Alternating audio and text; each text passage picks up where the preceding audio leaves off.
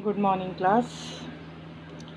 कल आप लोगों ने जो लिखित भाषा तक पढ़ा था उसके आगे का मैं बता दे रही हूँ। लिखित भाषा का महत्व, इसे वर्षों तक सुरक्षित रखा जा सकता है।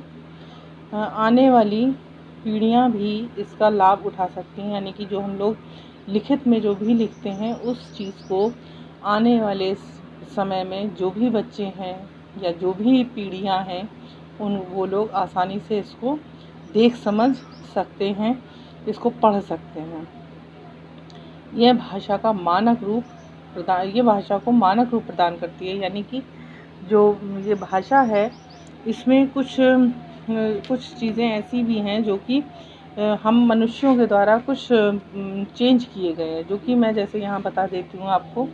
ये पहले के समय में हिंदी इस तरह से लिखा जाता था, छुट्टियाँ ऐसे लिखा जाता था, जबकि अब हिंदी इस तरह लिखा जाता है और छुट्टियाँ इस तरह लिखा जाता है। हम लोग जो ये आधा टा था, ये आधा टा को हमने अलग कर दिया और इसके नीचे हलंत लगाया और आधा टा दिखा दिया हमने यहाँ पे। तो ये मानक भाषा है। ये दोनों जो हैं ये मानक भाषा है। ये हम मनुष्यों के द्वारा ही इसको बदलाव किया गया है, इसलिए इसको मानक भाषा कहा जाता है। ठीक, अब आते हैं इस पे हिंदी भाषा का वर्तमान स्वरूप। जो हिंदी भारत में आज बोली जाती है उसका साहित्यिक और प्रचलित नाम खड़ी बोली है, यानी कि खड़ी बोली यानी कि अक्खड़ बोली जिसे कह सकते हो आप। कुछ विद्वानों का मानना है कि उत्तर प्रदेश के आसपास के इलाके में यह बोली जाती है और बिल्कुल खरी बात कहने के कारण अथवा अक्खड़ भाषा होने के कारण संभवतः इसे खड़ी बोली कहा जाने लगा हो। इस स्थिति जो भी हो, परंतु आज भारत में यही खड़ी बोली बोली जाती है, जिसमें देशी विदेशी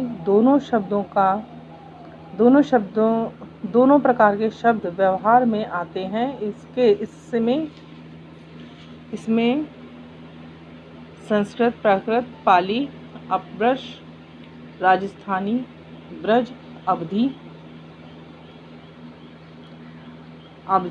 अंग्रेजी, फ्रांस और उर्दू आदि भाषाओं के शब्दों का प्रयोग किया जाता है। यही संपर्क भाषा कही जाती है। संपर्क भाषा यानी कि पहले आते हैं खड़ी बोली। जो हमारी खड़ी बोली की बात थी, खड़ी बोली ये ज़्यादातर जो है आपके जो पंजाब और हरियाणा साइड है ये वहाँ बोली जाती है। वहाँ के लोग थोड़ा सा इसी भाषा का प्रयोग करते हैं और अगर आप उनकी भाषा को सुनेंगे, उनकी बातचीत को सुनेंगे तो आपको ऐसा लगेगा जैसे वो लोग आपस में लड़ रहे हैं, इसीलिए इसको अक्खड़ बोली कहा जाता है। जबकि वो लोग आपस में सिर्फ नॉर्मली बातचीत कर रहे होते हैं, जैसे कि हम और आप बातचीत करते हैं। तो ये जो है भाषा ये उन लोगों की भाषा है। तो ये इस भाषा में ऐसा नहीं है कि सिर्फ हमारे हिंदी भाषा के ही शब्दों का प्रयोग है। इस भाषा में संस्कृत के भी हैं, कुछ शब्द राजस्थानी भी आ जाते हैं, कुछ शब्द ब्रज भाषा के भी हैं, कुछ उर्दू के भी। हम लोग जो हिंदी भाषा भी बोलते हैं वो भी हमारी जो है शुद्ध भाषा हिंदी नहीं है, वो भी हम थोड़ा सा मिक्स भाषा बोलते हैं।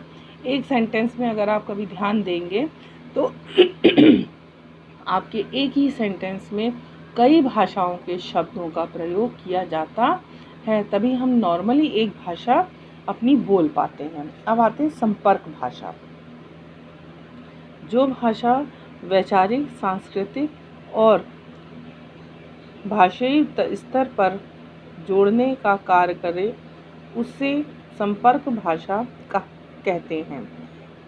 भारत में हिंदी और अंतर्राष्ट्रीय स्तर पर अंग्रेजी संपर्क भाषा का काम कर रही है, यानी कि संपर्क भाषा जो कि हमारे एक दूसरे से बीच में एक दूसरे के साथ संपर्क बनाना। जैसे कि आप लोग एक दूसरे से बात करते हो तो हम लोग नॉर्मली किस भाषा में कंफर्टेबल होते हैं, हिंदी भाषा में।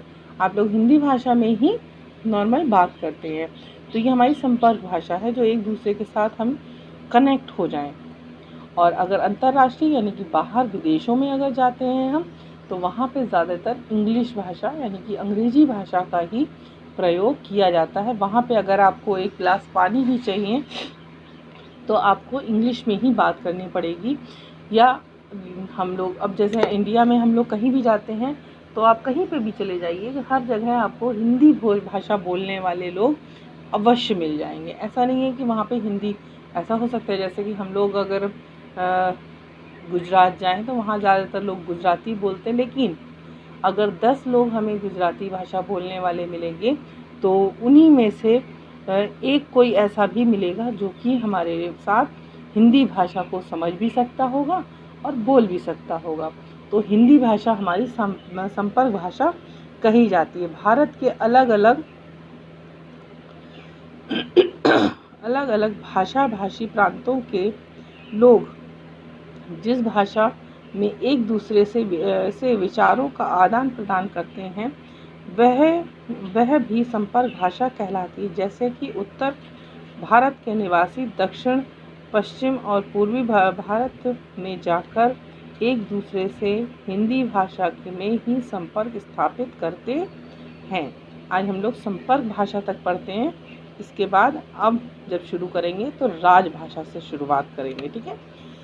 तो संपर्क भाषा यानी कि हम लोग भारत के किसी भी क्षेत्र में चले जाएं, चाहे उत्तर में जाएं, चाहे दक्षिण में जाएं, चाहे पश्चिम में जाएं, चाहे पूरब में जाएं, कहीं पे भी जाएंगे तो हमको वहाँ पे हमारे हिंदी भाषा बोलने वाले लोग मिल ही जाएंगे और हम लोग बहुत आसानी से एक दूसरे के साथ हिंदी भाषा में अपना संपर्क यानी कि अपनी बात उन तक पहुँचा पाएंगे। जैसे मान लीजिए हमको कोई चीज़ खरीदनी है शॉप से, तो शॉपकीपर्स, अब आप केरल में जा रहे हो तो वहाँ पे तो सब कन्नड़ बोल रहे हैं, तो आप कन्नड़ तो आती नहीं है, तो कैसे बात करेंगे आप हिंदी में।